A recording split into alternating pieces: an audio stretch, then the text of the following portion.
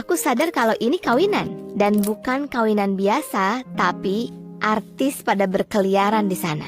Ayah bilang dia harus ketemu orang, jadi aku harus cari kesibukan sendiri. Itulah kenapa dia ninggalin HP-nya padaku, dan aku bisa main game. Waktu ayah ngomong, aku sibuk lihat-lihat dan mengangguk.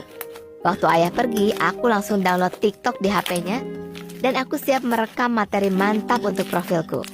Lalu aku lihat pengantin prianya, kulitnya hitam dan dia orang paling seksi yang pernah ada. Aku tercengang, tapi aku kumpulin nyawaku dan mulai rekam acara dansanya. Aku didatangin pelayan yang minta aku hapus videonya dan melarang aku merekam acara karena foto resmi bakal dikirim ke seluruh tamu.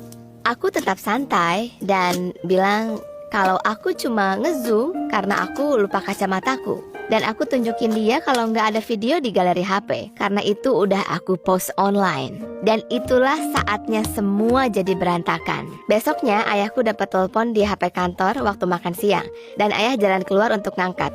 Dia buru-buru masuk, ambil HP pribadinya, dia keluarin SIM cardnya dan dia masuk kamar. Dia balik setengah jam kemudian dan menatapku dengan marah. Dia menghela nafas dan balik ke kamar. Pada saat itu aku nggak ngerti ada apa. Aku menjauhinya di akhir pekan itu. Beberapa hari kemudian, videoku trending karena aku merekam pernikahan artis. Aku nggak sadar kalau aku nggak sengaja rekam ayahku di latar belakang sedang menerima amplop dari orang lain. Tapi bos ayah sadar. Ayahku marah besar. Dia bilang aku harus kasih dia password akun TikTok aku saat itu juga. Aku nggak pernah lihat ayah semarah itu, jadi aku nggak protes. Setelah telepon sama bosnya, ayah balik. Dia minta maaf karena kelakuannya dan menjelaskan kalau HP-nya terekspos lewat aplikasi backdoor untuk mengumpulkan informasi. Aplikasinya? TikTok. Jelas, ayah tahu kalau aku yang menginstalnya. Jadi, ayah harus melaporkannya. Di jam yang sama, videoku dihapus dan akunku ditutup. Hilang sudah ketenaran 15 menitku.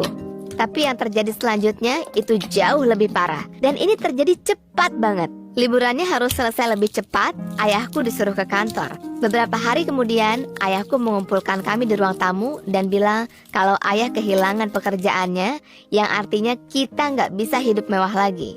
Selain itu, dia dan keluarga kami bisa jadi target balas dendam. Jadi kami punya pilihan untuk bikin identitas rahasia. Ibuku menggelengkan kepalanya. Aku kaget.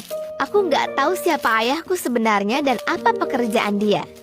Ayah menyuruhku duduk dan bilang aku bisa tanya apapun karena setidaknya aku berhak dapat itu. Aku cuma tanya apa aku bikin dia kehilangan pekerjaannya. Ayah jelasin kalau sebuah aset berharga terbongkar karena video itu. Dan ayahku melanggar protokol karena membawa aku ke misi rahasia. Ayah menenangkanku, bilang kalau itu salah dia, bukan salahku. Dan sekarang satu-satunya kekhawatiran ayah adalah keselamatan keluarga. Tapi kayaknya ibu membayangkan hidup yang berbeda. Dan ini titik puncaknya. Ibu bilang ibu nggak akan ganti nama belakangnya cuma untuk keselamatan. Tapi ibu mau ganti nama belakang untuk jadi istri Om Greg. Ternyata adikku itu cuma adik tiri aku. Itu jelas info yang berlebihan untuk aku di saat itu. Beberapa minggu kemudian, aku masih nggak fokus, masih nggak percaya apa yang terjadi. Ayahku terus bilang kalau semua akan baik-baik aja dan yang perlu aku lakukan adalah memikirkan apa yang aku mau. Walaupun dia bilang itu berjuta kali, aku masih merasa bertanggung jawab atas pecahnya keluargaku. Jadi aku tinggal sama ayahku. Kami ganti nama. Sekarang aku bantu ayah mengurus toko kecil. Aku nggak menghabiskan banyak waktu di sosmed lagi karena aku suka main sama ayahku. Aku belajar menghargai privasi kami. Satu-satunya rahasia yang nggak layak disimpan adalah antara keluarga. Ayahku punya banyak cerita menarik untuk diceritakan. Dan akhirnya, aku bisa benar-benar melihat dedikasinya padaku, keluarga kami, dan pada negara. Lagi pula, aku juga berlaku sebagai mata-mata selama sehari.